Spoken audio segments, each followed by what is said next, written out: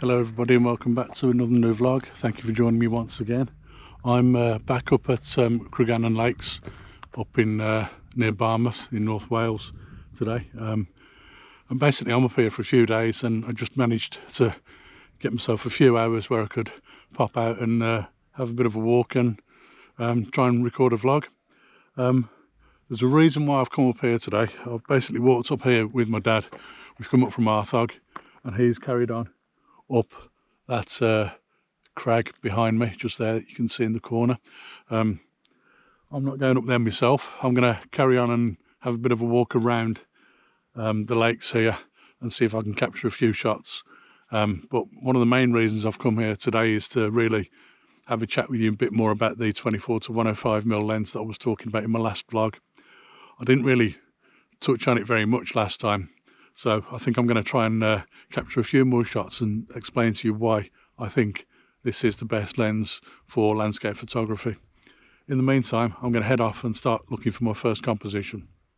So I've got the camera set up just behind me down here, and as you can see I've got that crag in the background there, and I've got the lake in between me and that crag, and I think there's probably a little bit of a reflection on the water as well. I've also got some very moody clouds in the sky above, and it makes for a really interesting composition. But just down in front of me, I'm right near the edge of the lake, and I've got some very bright white rocks just on the very edge of the lake that kind of lead your eye in towards the lake. I've also got at the back of the lake the boathouse. I don't think you can see it quite well on this camera, but it may appear quite nicely on the photo when I show you in just a moment. But I've noticed also that I want to try and take the sheen off that water a little bit, and that might add to the reflective effect from the crag behind. So I'm going to have to put the polarizing filter on here and see if I can get that to work. But I think this shot is going to be somewhere around about f11 or f16, probably about a 60th or a 30th of a second, and I think that's just going to work perfectly. So I'll take the shot and I'll put the shot on screen for you now.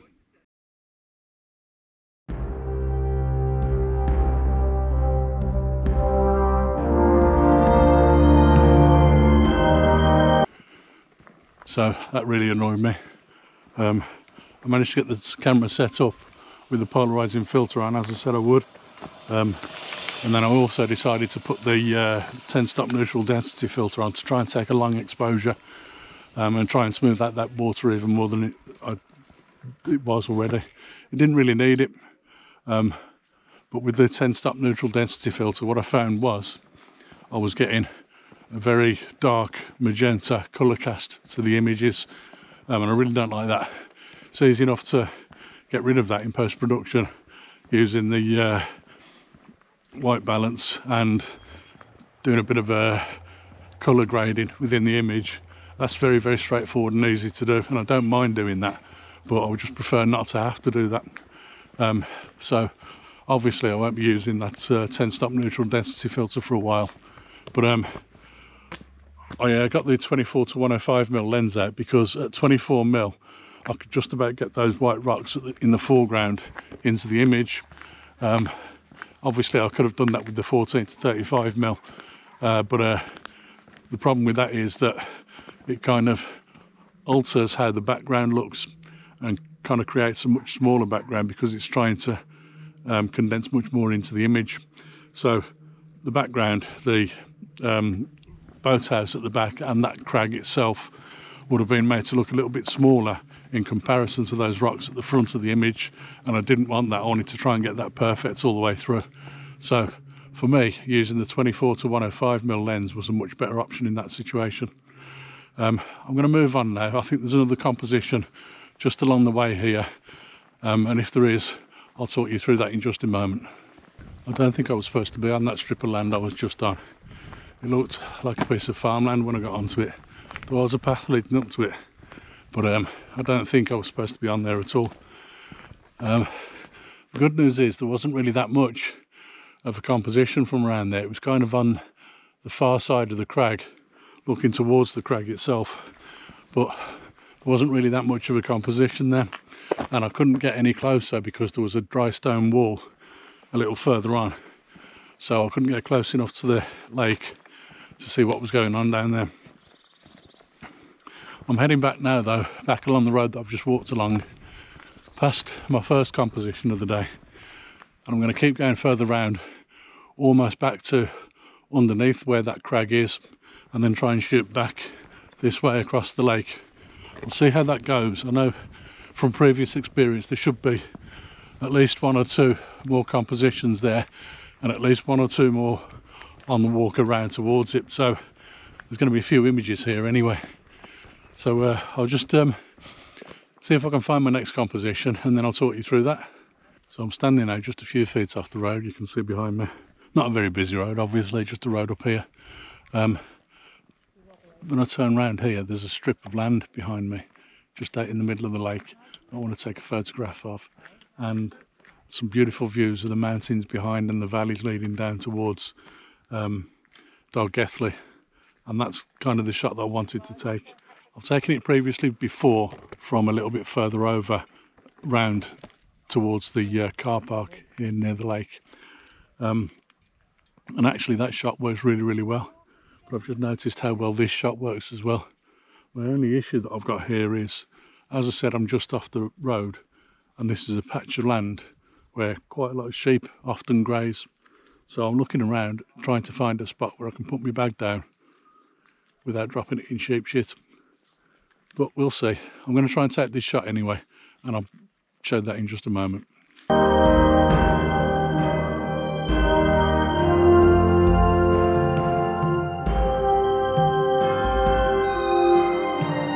So I've put the polarizer on the front of the lens, but I've also got the lens hood on the lens itself, purely and simply because of the glare that we're getting from this sunshine now.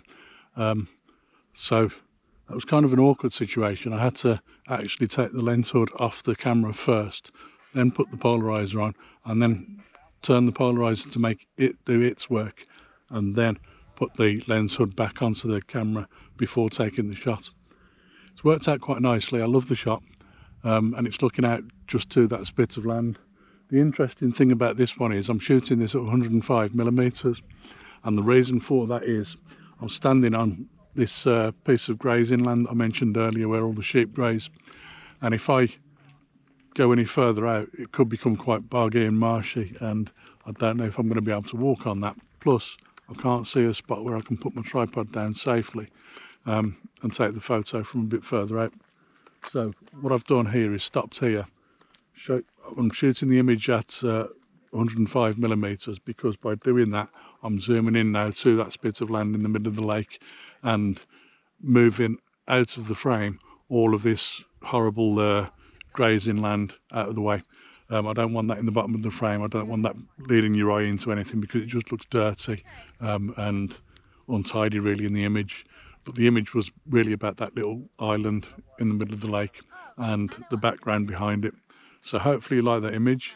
I'm going to move on now and see if I can find another shot a little bit further around, like I said, going towards that crag and underneath it. So we'll see.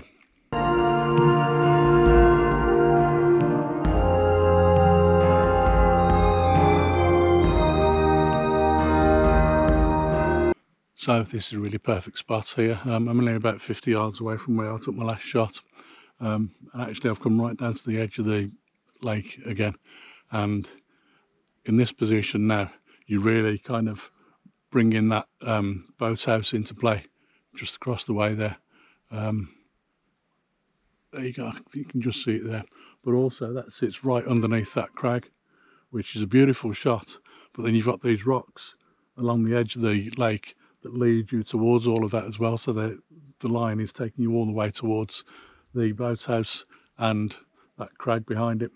It's a beautiful shot at about 35-40mm maybe, and it works just perfectly. But of course with the 14-35mm lens on the camera I couldn't have done that, so again this is one that utilises that 24-105mm focal range that I've got on that lens.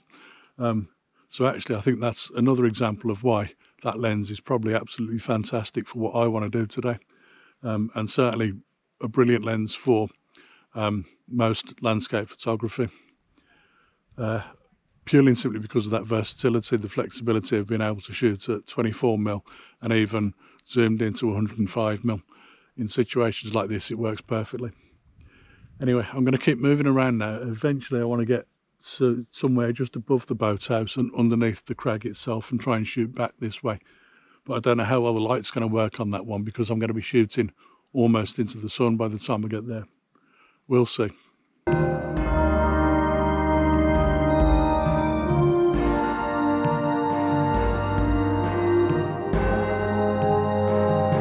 So I'm stood now on a path about 150 yards away from the road, and just behind me, right behind my head there, that is that crag that my dad was just climbing up. I've just met him actually, he's gone to get some lunch. But I'm stood here because across on the other side of the lake, first of all, just in front of me here is that spit of land where I photographed earlier, and the farmhouse beyond it, where I was on the farmer's land a little bit further back and couldn't get a shot over this way. But then as you span around a little bit, there's just a group of trees just across on the other side of the lake, which look absolutely great. They're very dark green against a backdrop of very, very light green flowing hills. And I wanted to capture a shot of those.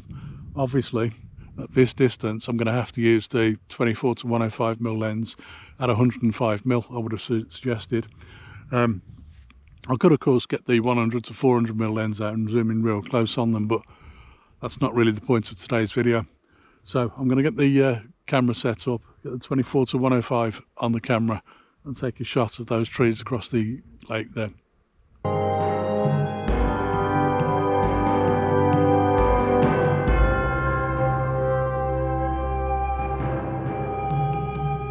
So taking that shot, I was standing on a path that quite a lot of people walk along the side of this lake, and obviously I couldn't get the tripod up, so this was a good opportunity for me to test out the image stabilization that's built into both the 24-105mm lens and the Canon EOS R6 Mark III camera that I've got.